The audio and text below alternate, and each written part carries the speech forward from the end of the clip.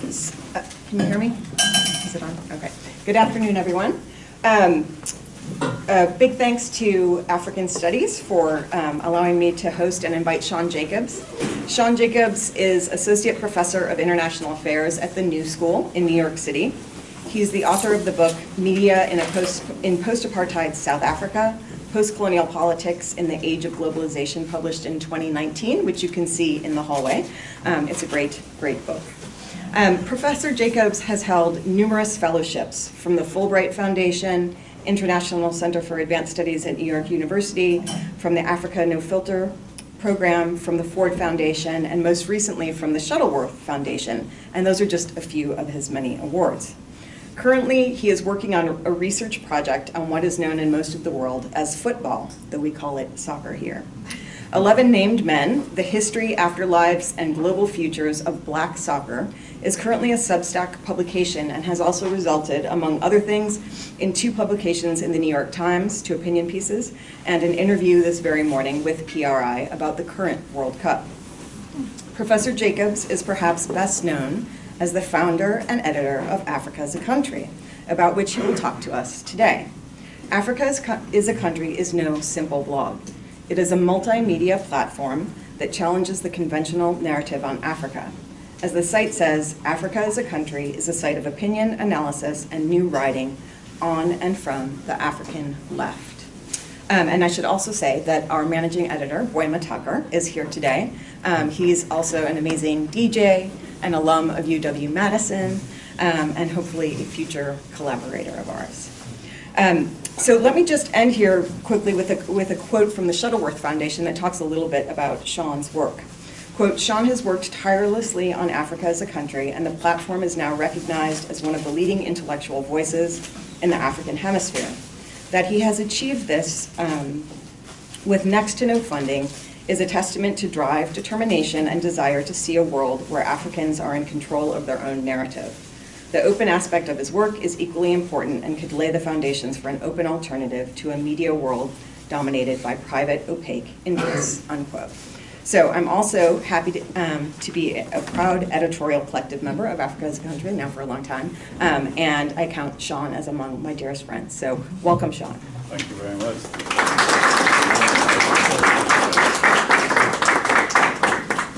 I feel kind of embarrassed by the introduction and the attention, but thank you very much. So firstly, thanks to Aliyah, Marissa, and Unifier for inviting me and for making the arrangements. I was supposed to be here was it in 2021? Yeah. But then some person on the subway decided to shoot at people. I think it was in knifing or shooting, I can't remember. So I had to cancel the trip. But anyway, I'm here now. I'm also happy that the name of A.C. Jordan is everywhere. To me, it's pretty wonderful. A.C. Jordan was a lecturer at the University of, I don't have to tell you the story, he was the lecturer at the University of Cape Town. He didn't get promoted. And because also of his political activities, he wanted to leave the country and he ended up here in Madison. So it's my first time here to see where A.C. Jordan lived, where Phyllis Ntantala lived, where Paulo Jordan grew up. I was oh, okay, this is where Paulo Jordan grew up, okay. The other thing, by introduction, also Daniel Kunene was here, I understand. I didn't know that either. So beautiful, thank you. And also, I want to say, I will talk a little bit, but Boima Tucker is here, so he can also help out when I'm saying stuff that is not true, and so can Marissa. And then finally, before I start, I'm just going to talk to slides, because I think that's the best way to tell the story of Africa as a Country. So what this is going to be, it's going to be partly a sort of motivational speech in a way, it's partly like a sales talk. It's a biography of a website, and it's kind of a manifesto. So I'm just gonna go take you through the story of Africa as a Country. So I'm gonna start with this, which earlier when I was here, I was laughing and saying, there's the ego, but I have to start with the story by talking about myself a little bit. So Marissa gave a little bit of my biography, but I'm originally from Cape Town in South Africa. Some people say I don't have the sing-song accent anymore, but I am from Cape Town in South Africa. And to some extent, the website reflects that position. Also, I'm from a particular generation in South Africa, very, very much politically involved. I came of age in the late 1980s, early 1990s. I was a student at the University of Cape Town. which had a particular kind of radical politics, very different from what it is now, very leftist.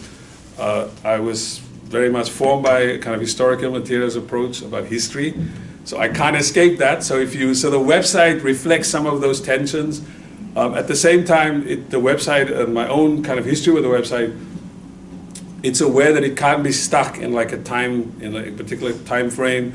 If I'm only working with people my age, or if I'm working with just the next generation, we're going to get stuck in a mode, and the way we're going to argue about politics might become dated very soon, and the site might become irrelevant. So what this site has done really well, I think, and I'm going to give us at least a pat for that, is that we know how to kind of renew ourselves all the time, like bringing in younger people, being serious about their politics and their political views and their experiences, and trying to bring it into the website. So I grew up very working class on what in Cape Town is called the Cape Flats, and I was the first person in my family to go to university. But one of the things that I did do from a very early age was to be interested in reading and reading books, being fascinated by the world. And I think if you look at the website, you'll find that tension and that energy is in the website. So what is Africa as a country?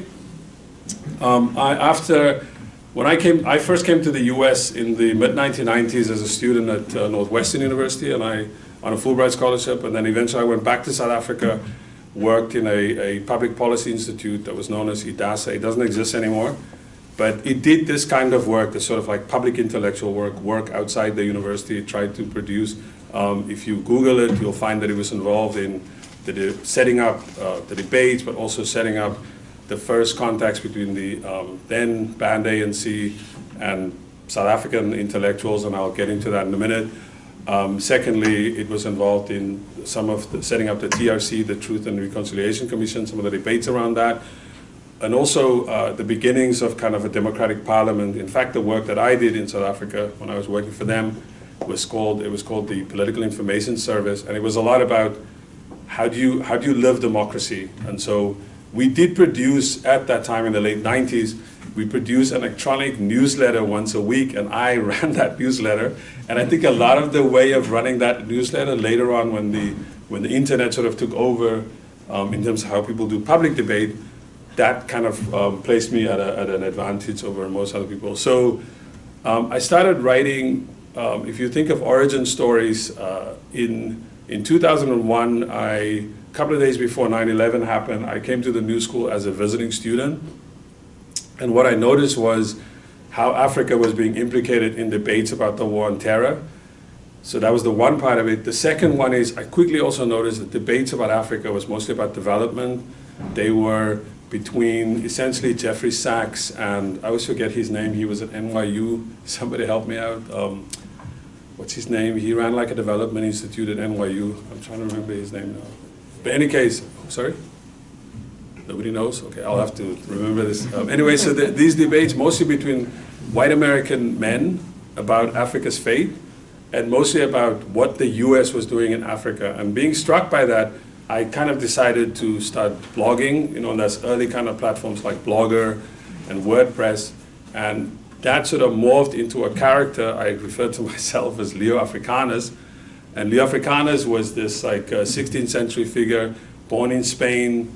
His uncle was a diplomat, Moroccan, and he ends up, he travels with his uncle throughout North Africa, and at some point he gets kidnapped by pirates who are under the protection of the Pope, and he ends up in Rome, and he works for the Pope, where he takes on this name Leo Africanus. His original name is Hassan al-Wazan, and he writes a book called The Description of Africa, in which he challenges stereotypes, and he also creates myths and arguments of his own through this book, and this book becomes really influential. And so my first kind of online persona was just this figure, Leo Africanus. You can hear already that I had these, that's why I put up that first photograph.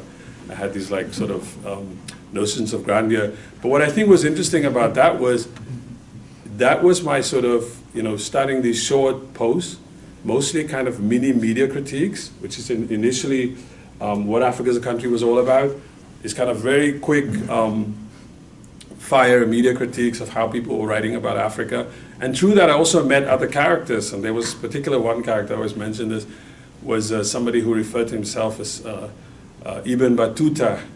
And then one day he sends me like a message and say, can we meet at this cafe in Brooklyn and I'll bring you my book? And it was Teju Cole, the person who's now known. So there was a little community of just people kind of writing online, talking to each other, and if you went to events, I don't know if you know Akin Adesokan, who was at Indiana University. So a couple of us were kind of around. It's also around the time that I met Boima, who was also kind of sort of moving, you know, writing about music online. I think you were hanging out with Wayne, sort of with Wayne Marshall, who writes about music, and I think is still now at Harvard University.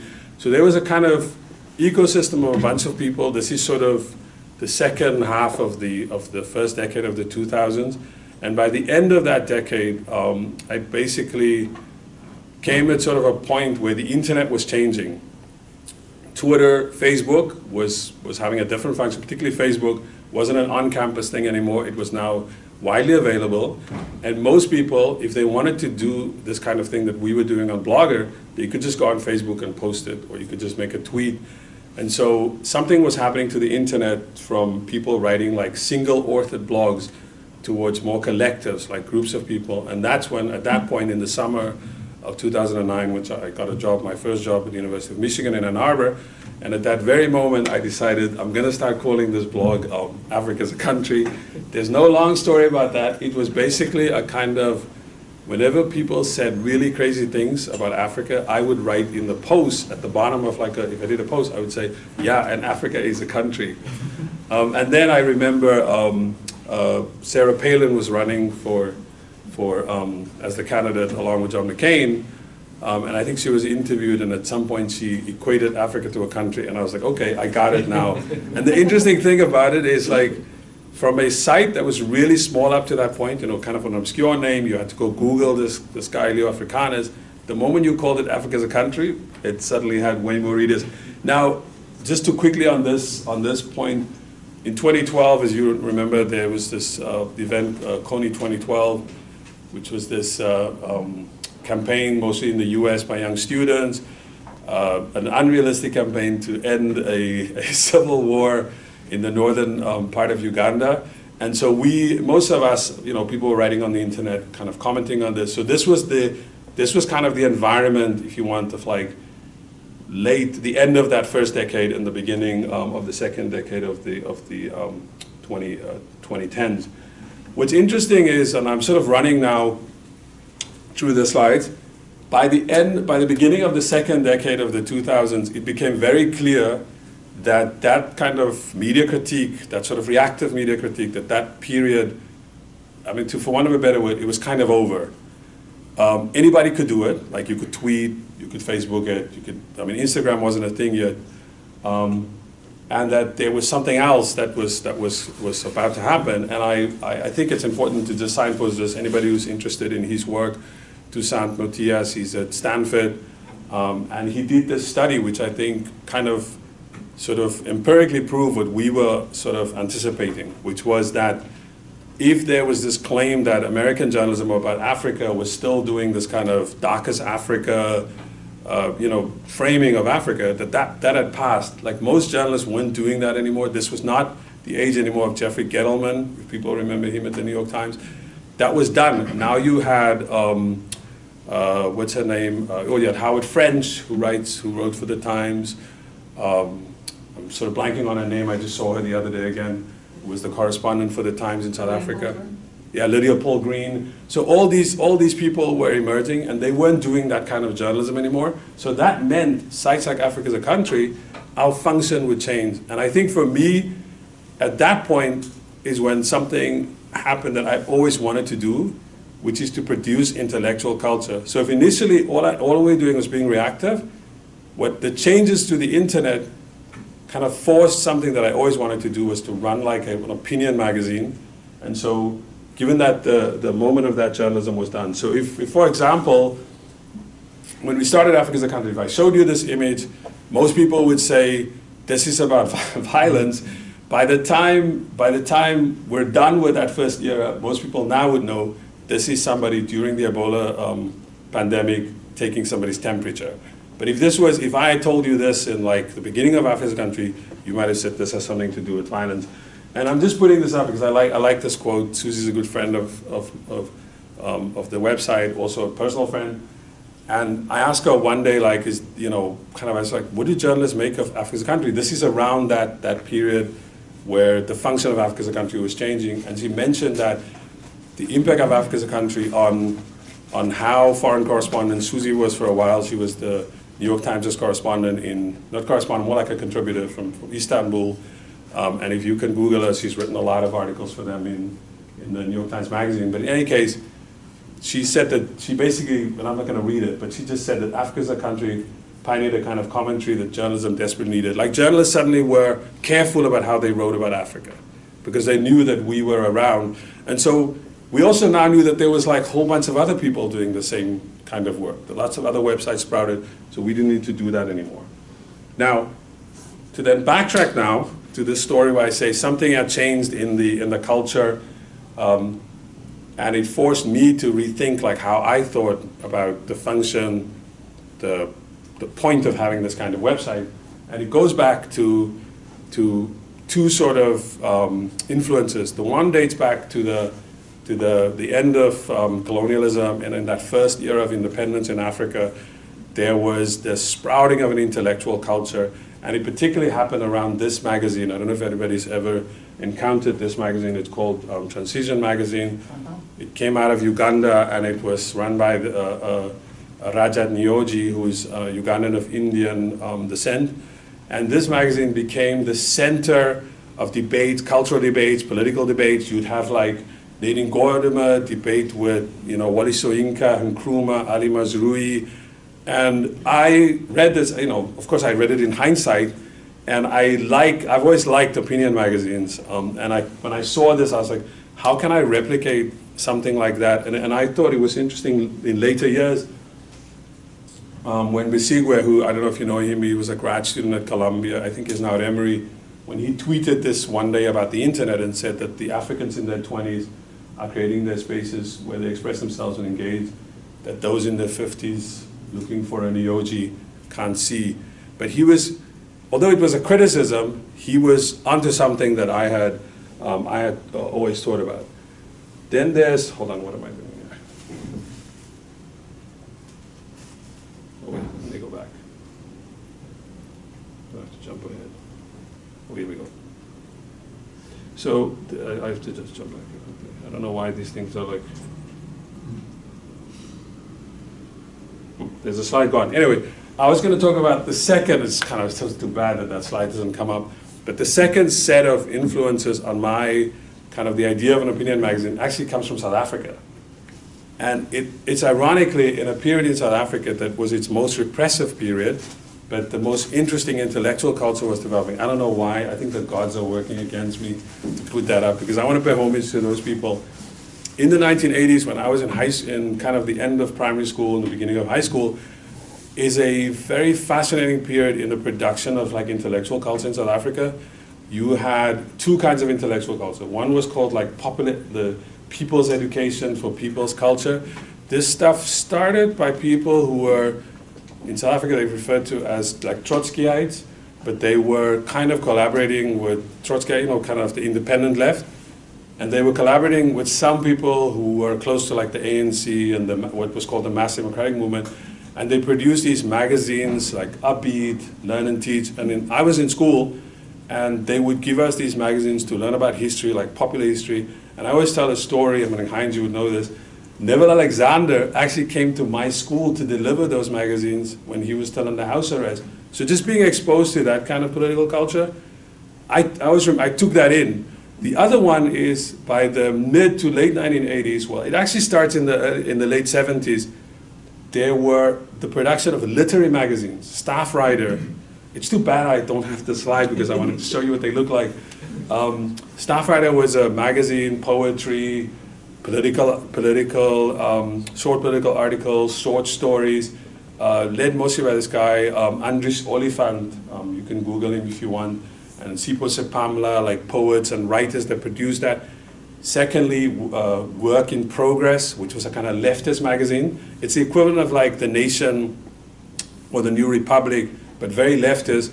And I kind of devoured that stuff when I was in high school and when I got to the University of Cape Town. So this was, that culture, I was really trying to reproduce. I want to put one other one up, which was Vrye Weekblad, which was produced in Afrikaans.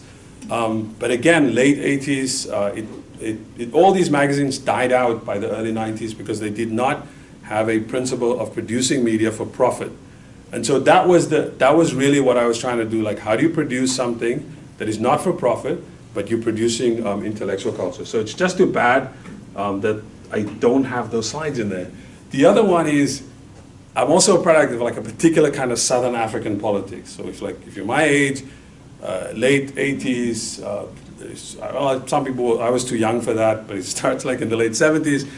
But really this kind of sort of liberation politics, a politics of trying to produce something else, a very radical politics. And I remember when I wrote this, this article was very popular on The Guardian when I wrote it, but I got a lot of flack for this because a lot of other people didn't understand, like, why are you saying if Africa was a country, Fidel Castro would be its national hero? And I was like, if you lived in Southern Africa, you would get it. So it's just like, there's a particular politics that informs like where the website is coming from. The other one is like, we also realized we wanted to engage in like, if there are debates, we want to ask questions that people are not necessarily asking. So if the debate, for example, about the question about Israel was, well, is what Israel doing apartheid? Is it not apartheid? And we're like, okay, well, why don't we ask people who lived through apartheid, who studies apartheid, meaning apartheid South Africa, and then we edit a book about it. So we brought out a book about that. Well, I don't know why the slides all jumbled, but the last sort of influence that also led to me producing, to change like the ethos of Africa's Country, like why there's an Africa's Country, was a magazine that I helped out on in the early 2000s called Chimurenga.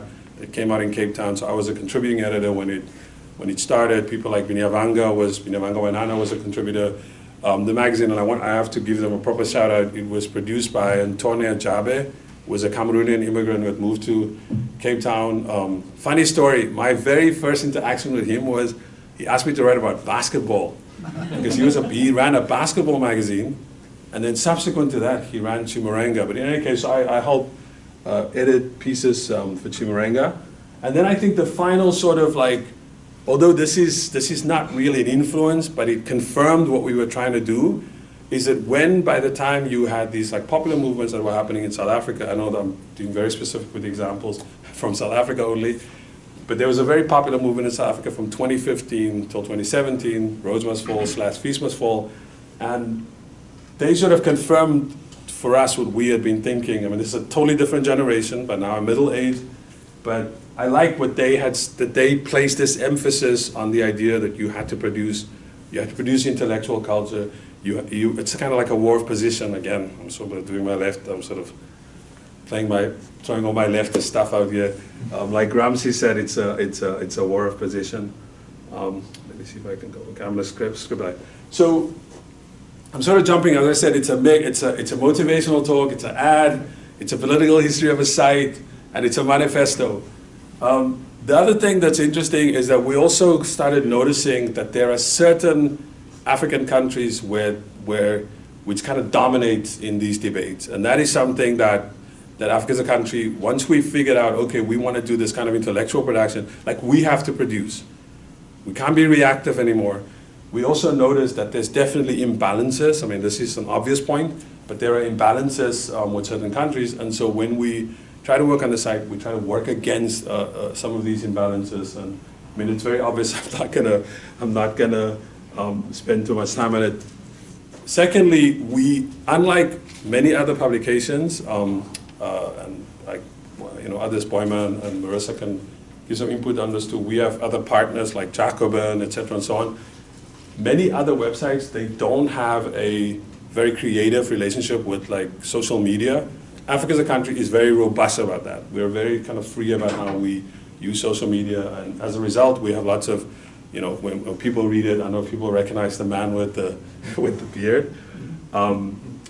This is our. We are also very very active on Facebook and on other social media.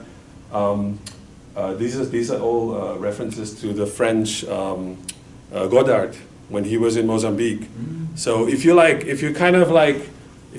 sometimes on the site or on the social media pages and you kind of see a picture like, oh, okay, that's what that's about. This is just kind of, again, testimonials. This was The Guardian actually in 2016, when The Guardian was still kind of like talking about us as this kind of older website that did this other kind of work. Okay, so I want to jump ahead. So where are we now? We don't have, like I said, like manifesto. We don't actually have a manifesto really, but there are sort of a broad, generally I think we think of ourselves as Pan-African, small p, leftist, and but we're not a house journal of like a political party or a political organ. We think of ourselves as a house with many rooms in it. But there are no rooms in that house for right-wingers or neoliberals or neoliberal authoritarians, but it is a house with many rooms. But the sort of, I like this comment by Maleko Mogotsi. I don't know if you people know him. He's an artist from Botswana. I think he's now teaching at NYU, or where is he now? He lived for a while in Brooklyn, yeah. But I really like this kind of, in an interview, actually with Africa as a Country, with Drew Thompson, and he gave this, he was talking about his work, and in it, I think Drew just asked him, like, what for you, what does Pan-Africanism mean? What does it mean for you to be African now, to be like human? And when he came up with this, I was like, yeah, that's exactly how we think about the website. We also kind of course, we're mindful that when we speak of Africa now, we're also talking about an Africa that is, dispersed, whether it was through slavery, whether it's through immigration, whether it's through all kinds of movements. But the thing that we're always fascinated, interested by, is when people sort of create like these connections between these different places. And I always refer to this as like a moment that a lot of people didn't even pick up on. When Michael Brown was shot in St. Louis, one of the things that his family picked up on was they went to a panel that was in Geneva about police violence, and they went to testify in front of that panel about police violence that was happening in the U.S. And that's actually an interesting, that's a part of U.S. political culture that a lot of people don't always pick up. That comes from the 1950s, 1940s. Of course, Paul Robeson, the African, I forgot what the full name.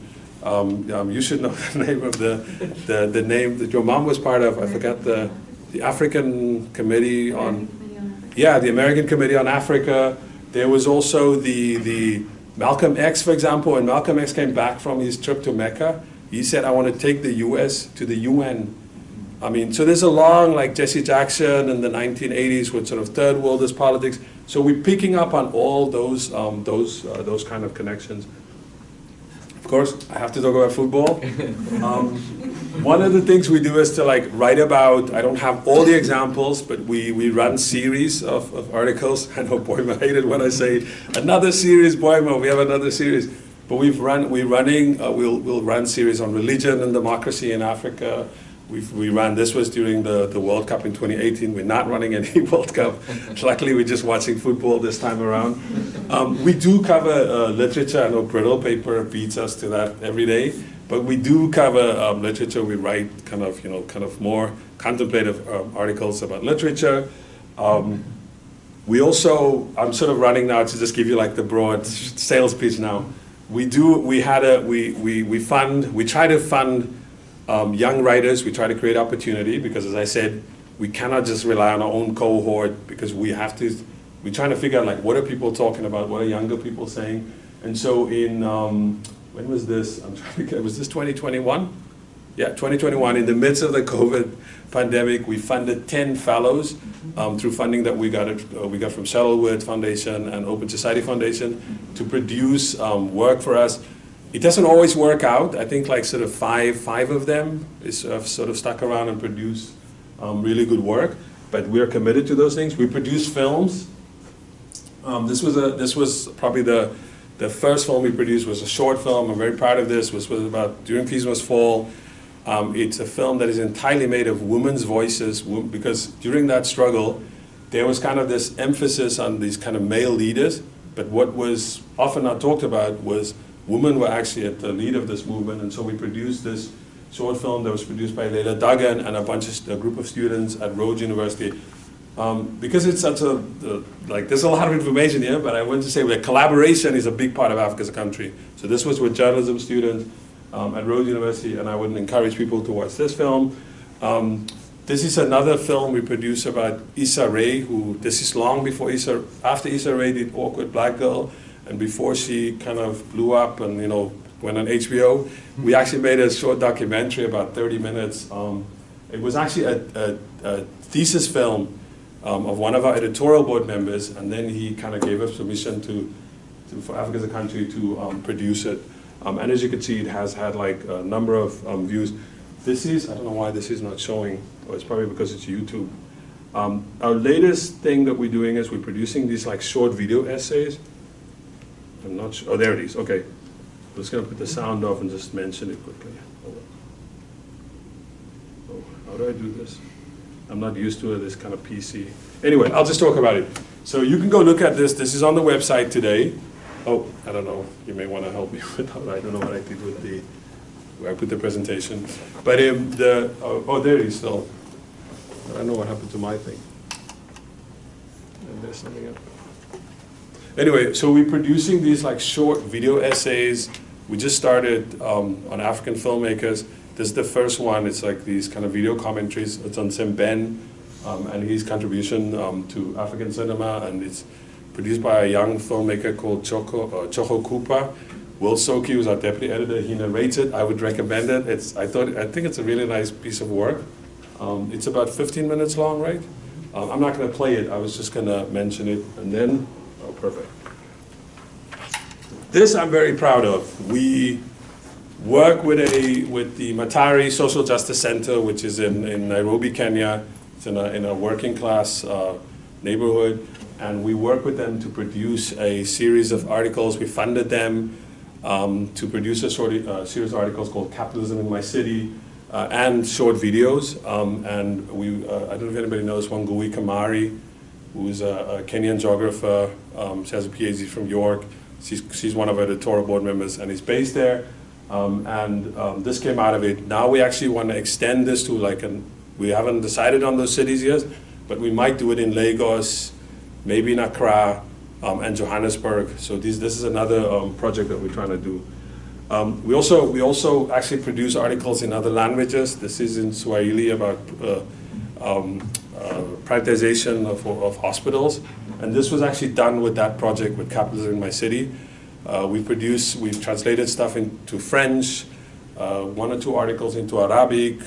We want to expand and we've also introduced like an AI translator to if anybody's just reading it, it will, like Google Translate.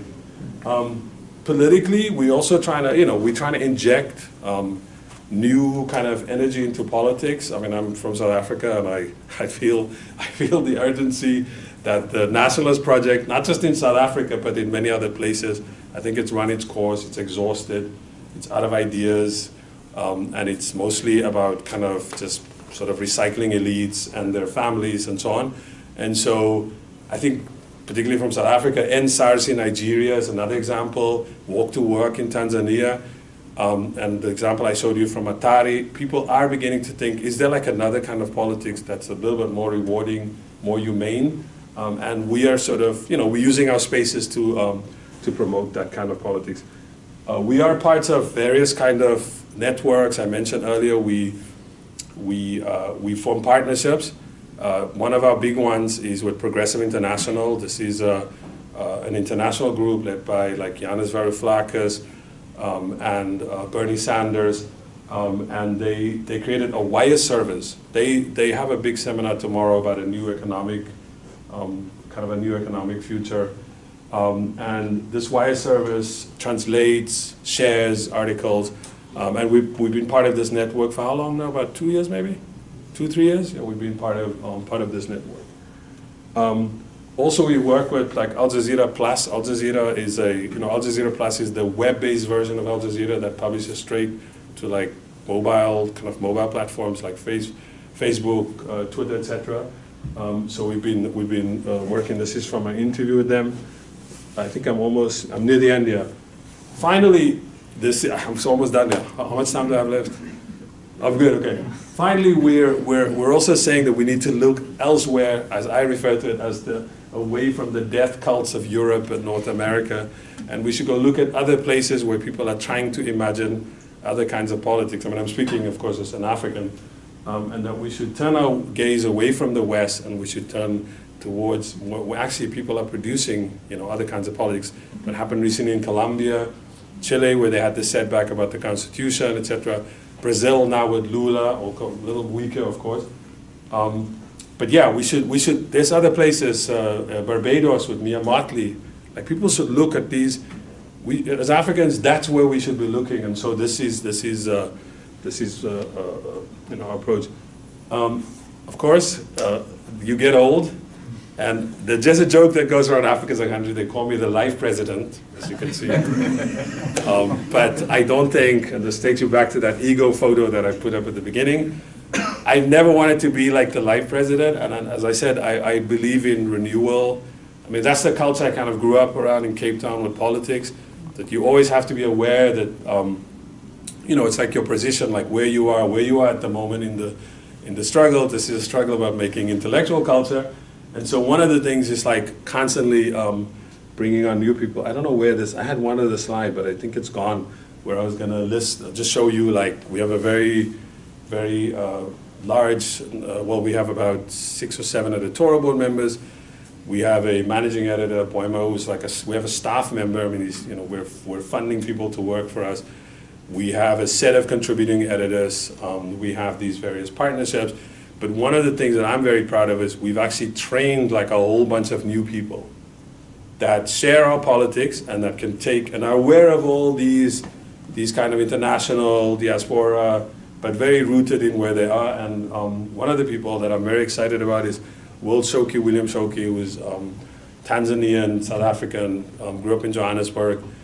He joined us first as a staff writer, and he's now deputy editor, so I'm kind of working closely with him because our next moment is, and Boima has become what we now call kind of like director of operations, because we want to make more films. I mean, he can say more if he wants to, but we have a project on climate politics, and we're making a film about a struggle.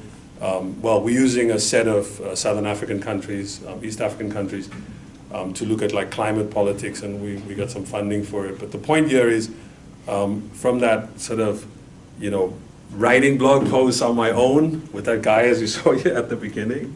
Let me go back to that person, the ego photo. I have to show it again. This is like me. I think my kids are like really, I have now a 17-year-old who's about to go to college. And this was when I kind of started this website. And it went from that to like a completely different, project that is much larger. That's just not me anymore. I'm not even sometimes involved in the everyday of the production of the website. And for that, I'm very proud that we've done it. One thing I have left out is, and I'll stop with this, the one other thing when I said that thing about intellectual production is we've always been interested in like how do you take the ideas that people often also just circulate in the academy and debate and discuss and bring that to like wider audiences outside. So finding ways to translate that, how do you write that thing that you write in an academic journal in like 900 to 1,000 words and write it in a language that somebody who's not in the university can actually read it, follow it. So we've had partnerships with some journals where we've produced short series or just singular articles.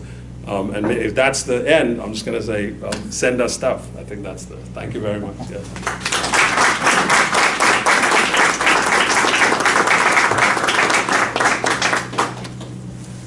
Do you want to take some questions? Yeah, I can take questions, yeah. Questions?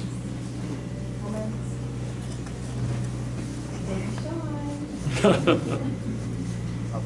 offer a question. Thank you for the talk. It's great to meet you, and congratulations on the work you've been doing over, the past decade or so, right? A question, I guess, would focus with the publication in my mind based in New York, right? Two things come to mind that I'm wondering if you could address. How would it be different if it was based on a continent? And then how do you intersect, this is slightly different, with the kind of discourse around blackness coming from the United States as being hegemonic about global blackness. Does, I don't think the journal fits into, the website fits into that, but how do you deal with that? Because it would seem some of that does emerge out of a kind of New York-centric media culture around the world. Well, I'm smiling, so I know he's going to comment on this too. So there's two parts to it. One is the base, like this, your point about which you're right. I live in Brooklyn. I live in New York City, but I think so. But I'm very aware of that. So of course I grew up in South Africa. I came here first as a grad student. I was in my mid-20s. So I was already kind of very secure in my sort of own place in the world, and I was aware of the fact that, okay, I'm in New York, there's debates about Africa that happens here. That's why I said, like, very quickly, I didn't want to get caught up in that sort of like, oh, this is how the West talks about Africa. That was my first reaction when I came here, but immediately I was like, no, there's other debates happening. The best way to tell it is, when I would visit South Africa, or if I go teach in like a summer school or something, Nairobi or whatever, and I would say, Nicholas Kristof did this again or something, and the people I'm talking like, who's Nicholas Kristof? So that check on this sort of becoming too obsessed, giving too much power to debates in the West, and not sort of, well, New York, if you want New York, DC or whatever, and not sort of being aware that there's people producing content, making ideas. I also think because the internet was changing it, that somebody didn't have to read the Times. You could just click on the Monitor from Uganda. You could read the Nation from Kenya or the Mail and Guardian from South Africa. Like that sort of helped us, that we didn't have to get too caught up in the kind of reactive debates about, oh, there was Vogue use Vogue darkened the photograph again. So we didn't really get caught up. We understood that was happening. We'll tweet about it maybe, but we didn't get too caught up in that. We understood that there was other kinds of politics. The other one is, because the internet allows you to work online, and we're more formal. We have like every second week we have an editorial meeting. It means that you are aware that, like, okay, there's a debate, there's something that people are talking about in South Africa or Nigeria, and SARS, or something, or the legacy of Nyerere. That's very different. They talk very differently about it in Tanzania that maybe people are talking about it in Madison. So that was very helpful in negotiating, the question of like where you position. So the final part to that is that I think because of having Will Shoki in Johannesburg, I should have mentioned other people, Saeed Husseini in Nigeria, Ndeo was in Senegal. So you have all these people that are in other places, and if you regularly, and I do that, if I'm regularly talking to them on Zoom or just have a chat. If I see something about Nigeria, I'll be like, to somebody in Lagos, like, what do you think is going on here? I'm not making up my own, because I can read it from New York with a sort of knee-jerk way, or because I have a framework, if I understand history, how I understand politics. But I'll ask them, and they're like, no, there's something else going on here. So that's helpful. I think that being open to listen has always been a part of the kind of the way that Africa as a country operates, and kind of deferring to people. On the second question, and I actually had a picture of Black Panther on there, and then I kicked it out because I was because people know that, because to your point, that something also happened in this period, that there's this kind of the primacy of ideas and thoughts and framings that come from the US around cultural politics, about the left, about race. And so you're right, it is easy for that thought to dominate. But what Africa as a country has done again, if I could just know how to operate a computer, it produces articles that kind of critically engages with that. So when Black Panther comes out, it will run articles about, say, is Black Panther derivative? Boima, I remember, wrote an article about growing up as the son of African immigrants, in the Midwest, and then what that was like, and now there's Black Panther, and what does that mean? What is it about this kind of, all the new kind of cultural production that is dominant by African Americans? They're often produced by the children of African immigrants.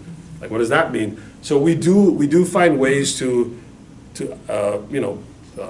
kind of engage with like how those things are playing out, so we don't fall into the trap of just kind of repeating tropes or you know, kind of easy arguments. I mean, I'm not sure if Boimeh, do you want to add anything?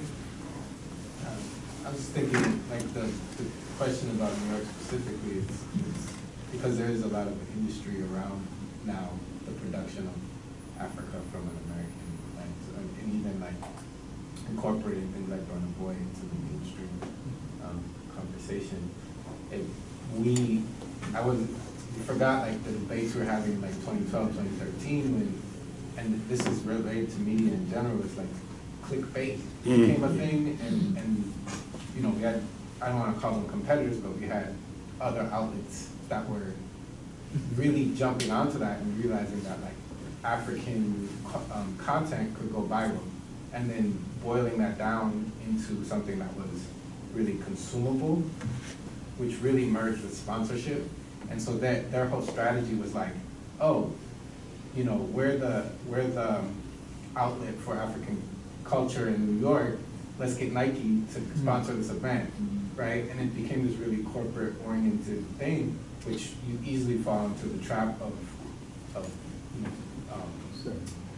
reduction when you do that. And we consciously, because it was this like existential thing, it's like, do we, in order to retain our readers, fall into that, or do we dig further into this editorial stance? And I think that's actually, in the end, allowed us to find other ways to fund the project because of that. But we also take seriously the fact that if people celebrate something, we will kind of recognize that. You know, not every, so when Black Panther happens, we were like, yeah, this is a cultural phenomenon. This means something to people. So, you know, let's kind of engage with it at that serious level of recognizing it, but also pointing out contradictions to people, that this is a politics that says, you know, it's a king. The savior here is like a royal family who essentially their solution at the end is a sort of Bill Gatesian, you know, it's like, it was philanthropy. Remember at the end when he's in Oakland, Kachala? So there's like, we're aware of like, recognize that these things are important, they mean something to people, but, you know, engage with it critically. Yeah.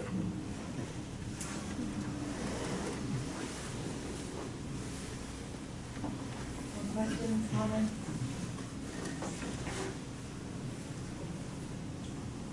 Questions about the soccer subject? Don't be shy. I actually have another question about social media, because I'm really interested in the ability to create a global kind of site where you can speak to people across the world, and how, I guess I'm wondering why we don't see more sites like this, that, I'm thinking like somewhere like Iran right now, you know, so does it matter that you're located in New York and have the resources that you can access in academia? Has that been a major part of why you can do this, do you think? I think it does. Like if I was living in South Africa, which is smaller, which has... And the electricity goes out. What is this? And the electricity goes out. And the electricity goes out. And, you know, where certain kind of spaces are dominated by, you know, certain people, certain legacies, I think it would be harder to produce what we're producing also. And I think it's also a testament to, and again, it's not just, you know, it's not a one-person site. Like I was saying, I'm not even there every day. There's like an editorial group. There's loads of people who you can draw on to edit stuff. I think it's more of, if you approach it like kind of, maybe this shows again the sort of my throwbackness of how I think about these things. It's like the way you think of social movements. I think that's what's been the strength of Africa as a country, that it recognizes that the only way it could work is if I'm kind of drawing on Boimeh, Marissa, you know, if Matthew Brown's, you know, it's like, that's, I think, what makes it work. It works because there's all these people in all these different parts of the world, and we take all their expertise seriously. Otherwise, I mean, I don't know how the Iranian diaspora works. It has, you know, kind of different strands of it, right? There's this sort of LA, I mean, I don't want to go into Iranian politics right now, but you know what I'm saying? Like, there's like different kinds of Iranian politics. But I think what works for us is, I was gonna say this, so the other part of this is why it works is, and I mentioned this thing about it's not a house organ, but at the same time, I think it has like a clear set of politics. It's not completely so totally defined, but everybody who joins it, we have like debates, but I think we all have sort of like we sort of over time develop something that's a kind of a general path of where we think things should go, but also recognizing that this is what things are. I mean, I don't know if I'm sort of speaking in sort of obscure, I sound like a 1980s leftist again. But yeah, it's like, we work at it. We work at that every day, and I think that's maybe why it works. So have you had political pushback in a way that would be kind of comparable if you were on the ground in a place where that was dangerous? I mean, we definitely, I would say I'm going to speak and I'm going to try and be polite, but of course there's a, let me say it like this, and Boima will probably be more explicit, but of course there's at different moments in the debates about Africa, particularly in the West, there's certain currents that dominate. So like there's the Afropolitan version of it. There was this kind of Mbeki, when Thabo Mbeki and the African Renaissance movement was around. And so to write about Africa often like the way we wrote wasn't always popular, right? And as Boima mentioned, there was that other moment of the, okay, Africa, this is Africa, like, then the Financial Times started its own blog, The Guardian, like, they each started their like version of it, and a lot of it is sort of, they're trying to present it's linked to markets, it's linked to kind of the agendas of particular states. I mean, the Rwanda's kind of very popular neoliberal authoritarian model, the sort of capitalist models that come out of West Africa with sort of some Nigerian elites that fund stuff. So we're aware that at some points we're not super popular for what we do, but the point is, yes, we stay consistent, and they all come, they emerge, but then they die out because they don't have commitments.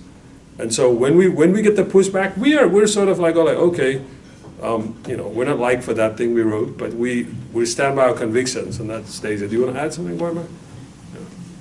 I mean, it just made me thought about the film. Mm-hmm, I think just there's so much information that's like doesn't reach general audiences, right? So that's part of it, is just realizing that thinking, the film project, and the comment about danger is like, yeah, there's things you have to navigate, certain people that we work with, we have to do the thing like the signal thing, and it's this person on this side of the border can't go to this project, but then you find somebody who they have a connection with through the internet and that they can't do it clandestinely. Like, there's work that we can do to, I guess the internet just allows those kind of not circumventing the geopolitical situation. I have a question.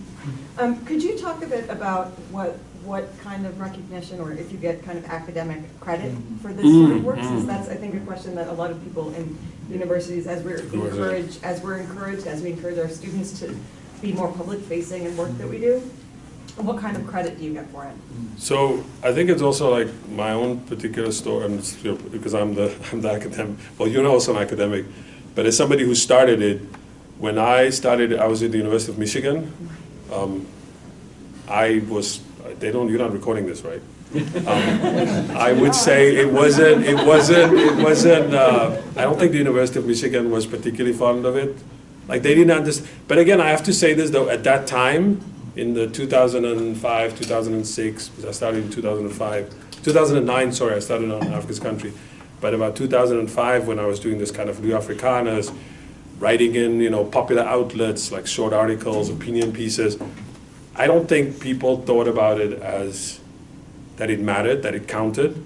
And if I went to like the ASA, or if somebody invited me to talk about it, you could see that there was some it was like, why is he talking about blogs? who is this guy? You could feel that the energy was, you know, it was dismissive, it didn't count, like, what is the point of that?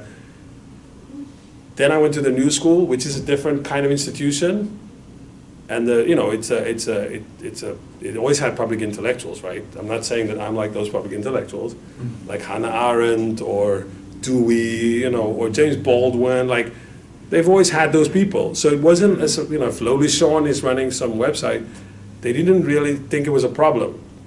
They also, because the New School didn't have a press, like university press, it really promoted these websites. Like we have one called Public Seminar, you know, Africa is a Country.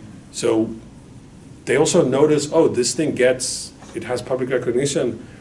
And you know, to be sort of very specific, when I went up for tenure, they pointed out to me sort of off the record that they thought, they used the case as like, oh, okay, this work counts. Because something had changed in the culture, you know, something had changed in the culture of the universities. So now more and more, I find that you actually people are clamoring to publish on Africa as a Country. I mean, Boima can confirm this. Like, we do have lots of academics writing to us. You know, of course, we then have to, we help edit it and sort of, you know, right, present it in a way that it's not just like academics can read it. Right. But there's definitely a feeling now that universities count this stuff, they care about it, you know, and that it matters. But I would say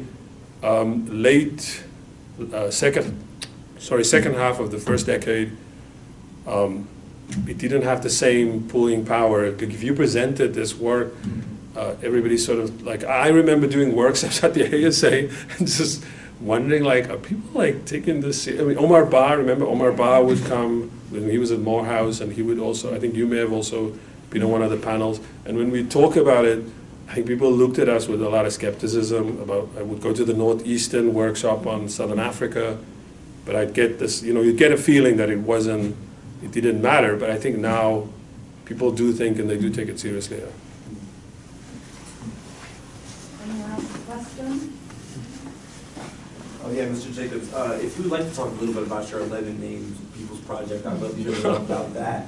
And maybe if you want to give some score predictions for England, France. Well, score predictions. Boima knows initially I didn't like Brazil, and of course for obvious reasons.